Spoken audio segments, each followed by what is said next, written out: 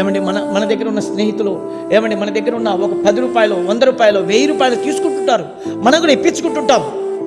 ఈ చిన్న చిన్న సహకారాలు మనం చేసుకుంటుంటాం. అయితే మన యేసయ్య స్నేహితుడు ఎలాంటి వాడు తెలుసా? మన దగ్గర నుంచి ఏ సహకారం కోరని స్నేహితుడు, మన దగ్గరకు ఏది కూడా ఆశించని స్నేహితుడు, మన దగ్గర కూడా ఏది కూడా కోరుకోకుండా మన అడగక మునిపే మన స్నేహితుడు, మన పాపముల కొరకు శిలువ పైన ప్రాణం పెట్టిన స్నేహితుడు. ఈ స్నేహితుడికి నువ్వు అత్యధికంగా హత్తుకొని ఉంటే నీ జీవితకాలం అంతా నీకు తోడుగా ఉంటాడు.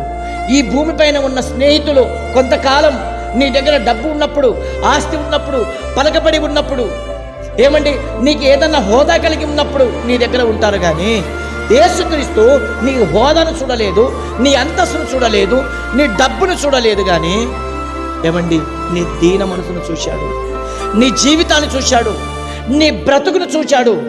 నిన్ను సరిదిద్దాలని, నిన్ను కాపాడాలని, నిన్ను రక్షించాలని, నీకు సంరక్షణలో తీసుకురావాలని ఏమండి స్నేహితుడిగా మారడానికి సిద్ధంగా ఉన్నాడు.